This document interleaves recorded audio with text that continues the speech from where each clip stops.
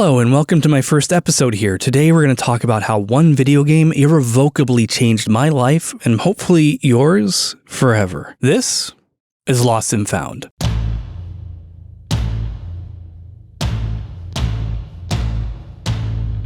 Hardspace Shipbreaker was my favorite game of 2022, and it's a deceptively simple game at first glance. It's essentially a puzzle game set in the year 2329, and humans have colonized and industrialized most of the solar system at this point in human history. The Earth got used up, and it's become the slums of the solar system, replete with food shortages, toxic algal blooms, and illness. You are placed in the boots of a poor Earthling. You're downtrodden, destitute, desperate. You're missing bills and defaulting on what little you actually own. That is, until you're accepted into the Pave the Way to the Galaxy program by the Lynx Corporation. That is provided that you don't have any worker unification sympathies and are clear of disease. Offered a place into the Everwork program, a cloning program that allows you to download your consciousness into a new body at the discretion of the Lynx Corporation, and you join the illustrious ranks of the Lynx Corporation's shipbreakers and set out for the stars. It's dangerous work, requiring on-the-fly problem-solving, nerves of steel, and in-depth knowledge of ship anatomy, information you only really gather by actually tearing down the ships in question. The pay is good by comparison to Earthside work, but there is a caveat. The Lynx Corporation saddles you with a laundry list of fees and fines that impose upon you over $1.2 billion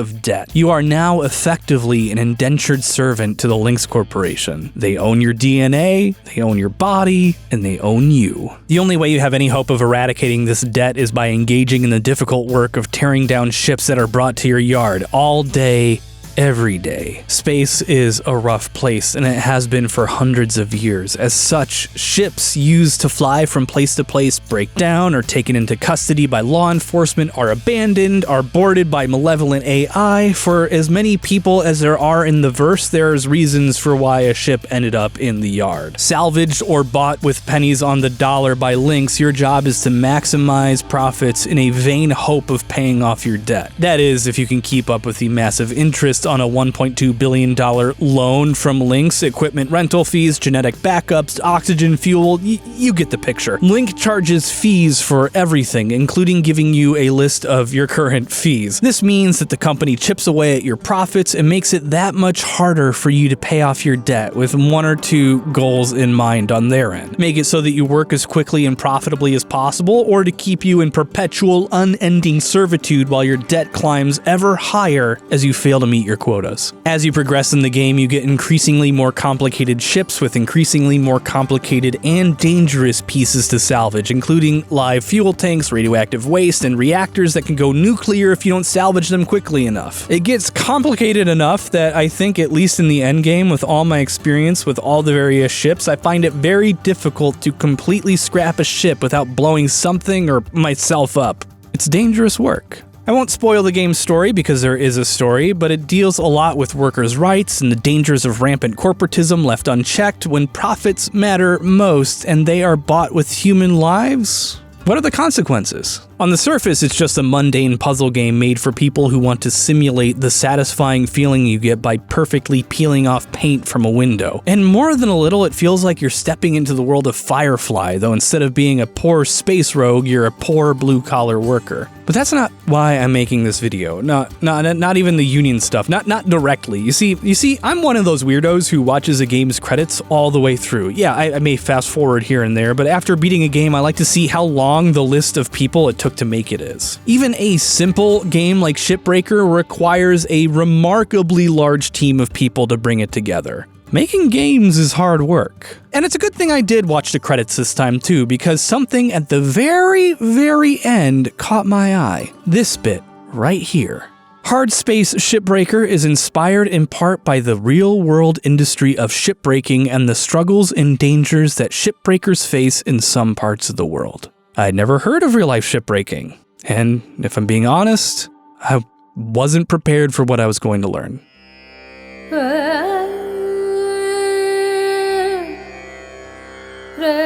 Just like the solar system around us, the ocean is a vast and empty place. Even now, it is one of the most dangerous places to be on the entire planet. A volcano warns you if it's going to erupt. Guns make noises when they fire. If you break your arm on terra firma, you can go to a hospital. If your car breaks down, you can get it towed or call CAA. 5 free tows in the first year. Brap. But the middle of the ocean might as well be in space, where even in major shipping lanes, help can be tens of hours away if disaster strikes. It's alienating the vast expanse of nothing, a desert teeming with life beneath the surface, well suited to thriving in these naturally acrid conditions, but one that is openly hostile to humanity. It's here where thousands of humans have made their home, guiding the titanic colossi through the waves, bearing goods from across the world on their backs like mountainous beasts of burden. Humans are creatures of great innovation and creation, unswayed by even the astronomical horror that is dying at sea. And it's here that the most dangerous job in the world exists, according to the Occupational Safety and Health Administration. Fisherfolk. Alongside those who work with wildlife, the laying and reeling of traps, the inherent dangers associated with the wilderness over civilization, and large machinery makes those who work in fishing and hunting the most likely to die on the job, numbering at 132 fatalities per 100,000 workers every single year. These are the 10 most dangerous jobs in the United States, according to OSHA, ordered by how many fatalities there are in a year per 100,000 people. Nature is a dangerous mistress, being responsible for the most dangerous jobs in the entire world. Well, in the entire United States at least. Outside the United States, however, there is a whole world, one without OSHA. A world without regulations, where danger in the workplace takes on an entirely new meaning. This is the world where shipbreakers live. Shipbreaking is not only a real occupation, it is one of the most dangerous ones in the world. Exact figures are hard to get, but on this graph it looks something like this, but it gets worse.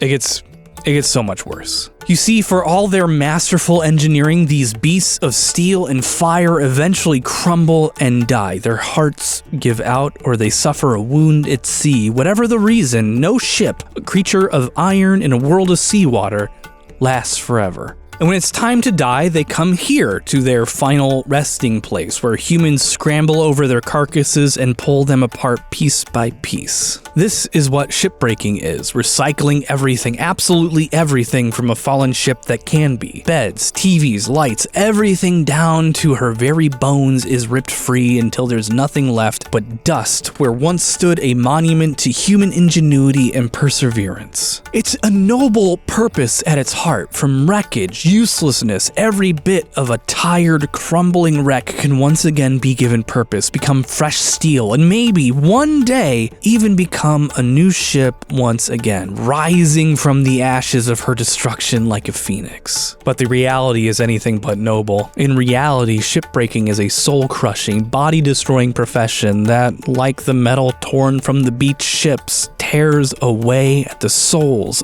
bodies, and humanity of shipbreakers until there is nothing left. As one shipbreaker in Along India put it, we come to work with coffins attached to our backs. 300 ships and 3 million tons of steel come through Along India in the shipbreaking industry per year, about half of the total shipbreaking yield of the entire world. The rest is shared between Gadani, Pakistan, and Chittagong, Bangladesh. It's $100 billion a year industry, and it's built on the backs of the poorest people in these countries. Migrants, they come from far and wide, leaving behind villages so that they can make 2 to 3 times the salary that they do at home, if they can even find work at all, between 80 cents and $5 per day, depending upon their work and responsibilities. In the past 30 years alone, 1,200 workers in the Chittagong yards died from fatal injuries and working conditions, and about 80 will die this year in Along. Whether it's from exploding gas lines, falling steel, or falling several stories to their deaths, dying is an everyday fact of life in shipbreaking, and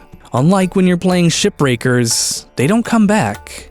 their families will never see them again. And this is just the direct fatalities from the working conditions in the yards. This entirely ignores the other hazards. Shipbreakers are tearing apart ships from the 1970s most commonly, before asbestos was phased out of insulation, before lead was taken out of paint, mercury, carcinogenic polychlorinated biphenyls, and even radioactive materials are in the sand, in the water, and even in the air. As torches burn through the paint-covered metals, as insulation is ripped out of the walls, everyone in the area is exposed to these toxic elements. It's estimated that half of the shipbreakers and cutters that don't die on site will develop cancer. With the nearest hospital nearly 100 miles away and subsisting on just dollars a day, you do the math. Those who don't get cancer are at risk of dying from heavy metal exposure. Those who don't die from heavy metal exposure are at risk of getting pneumoconiosis, a chronic lung disease caused by inhaling metallic fumes in the air. It's the equivalent of smoking 10 packs of cigarettes every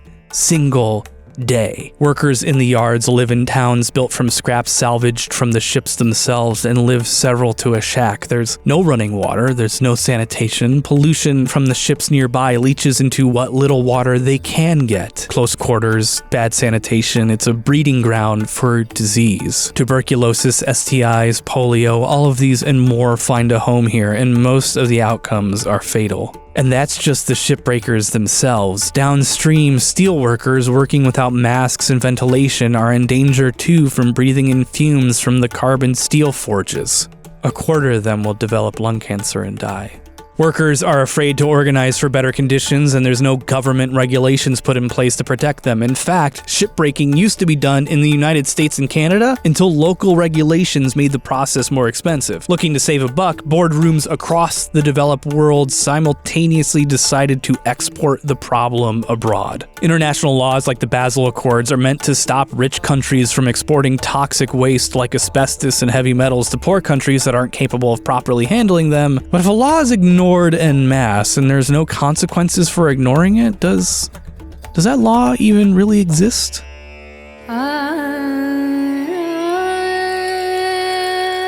Desperation buys the silence of the cutters. Money buys the silence of the owners, contractors, and corporations. There's no voice for these people, mostly. Organizations like the NGO Shipbreaking platform do what they can to push new laws, new legislation, and awareness. And the thing is, we know that you can break ships down without it being a dangerous job, at least not any more dangerous than is necessary. There are still shipbreakers in the United States, for example. The US government itself is forbidden from breaking down their deceased vessels abroad or in yards without OSHA approval, so they bring all of their ships to Brownsville, Texas, where shipbreakers make a real wage and work under safe conditions without being exposed to asbestos or exploding gas lines. We know it can be done. We know it can be done profitably, but we don't, because there's no consequences. The voiceless remain silenced. And we keep on living our lives not thinking about it because it's an abstract problem from half a world away. And that's how I learned about the horrors of shipbreaking from a video game. Thanks for watching. Thanks for listening. And if you are moved by learning any of this like I was, you can head on over to shipbreakingplatform.org/donate and give whatever you can to aid in the fight against unregulated and irresponsible shipbreaking abroad. And if you want to play Hardspace Shipbreaker, it's available on Steam. Links to both of these are in the description, and there will also be links to 2 documentaries that you can watch for free to learn even more. This really was me just scratching the surface of the issue. And if you're listening still, why not give the video a like and subscribe? I would really appreciate it. It really helped me get this channel off the ground. I'll be seeing you soon.